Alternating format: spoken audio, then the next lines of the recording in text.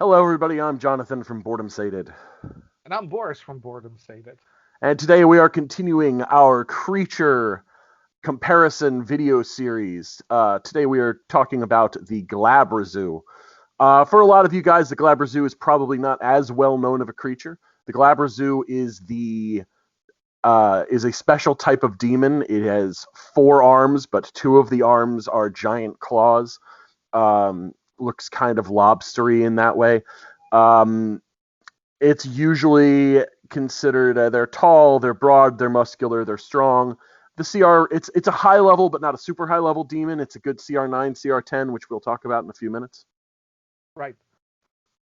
In Pathfinder, it's 13, and it's the Treachery Demon. I mean, it's been utilized in the past in some modules where it is the one of the main villains. That's trying to convince um the party to do something for it. But in the end, the results would be evil. Yeah, the Glabrezu is known as the treachery demon. There is at least a demon for every of the major sins. The Glabrezu is that, which I mean, you really wouldn't think the Glabrezu would be the treachery demon, considering the way it looks. It's a lot bigger and tougher than a lot of the other ones that you would think might be might be more treacherous.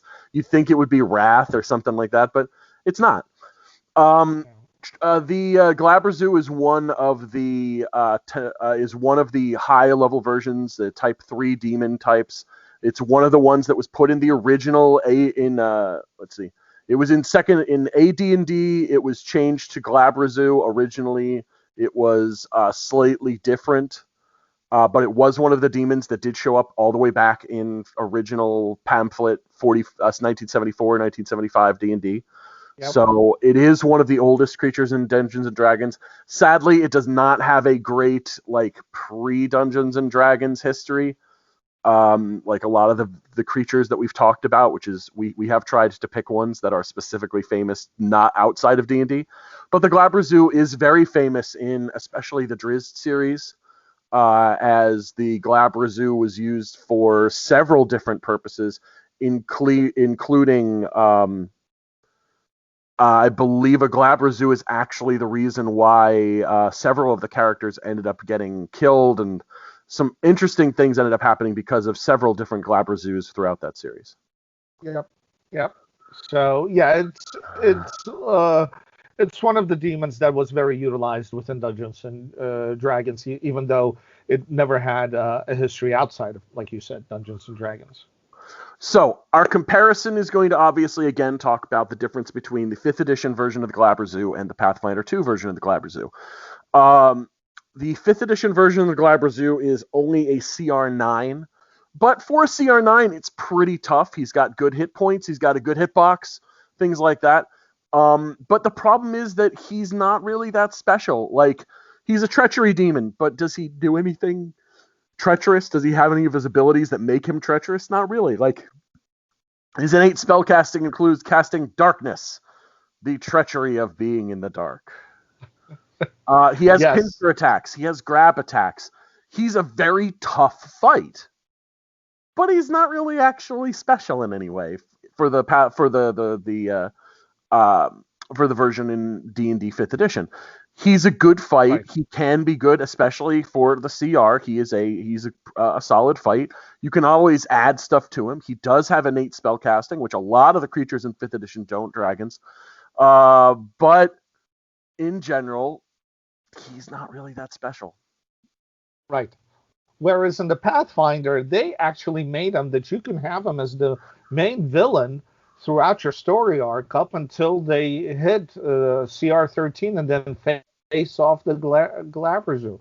Because, first of all, he gets an innate ability to grant wishes. He corrupts the wishes, but once a month he can grant a wish to a mortal um, that he corrupts. And they even give you an example. A widower wishes for lost love to return, and she does, but she's a vampire, so now she's eating all his neighbors.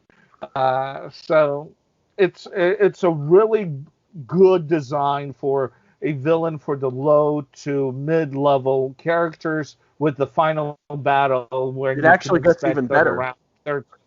In my opinion, it gets even better, the Pathfinder version, because his ability to shapeshift is Yes, second to none. yes, yes. That is true. So he can give the party adventures. He can come in as a and they could be thinking that they're doing something for the benefit, but in reality they're doing something for the evil, and it'll end up being hurting the world or them in the future. So yeah, it's a really well written, really well designed. It's a tough monster for the creature for its CR. It's so the combat as the final boss, combat of the campaign, or that section of the campaign is going to be a very decent fight. And one of the other aspects I really like, because it's a treachery and lie demon, it takes damage when it's forced to tell the truth, or the truth comes out. So that could be an interesting idea, throughout the campaign. When something truthful comes out, the person that you think you're working for all of a sudden is in pain.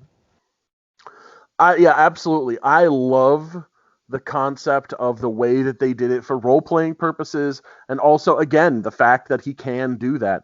He also has some spell casting, I believe, right? Yep.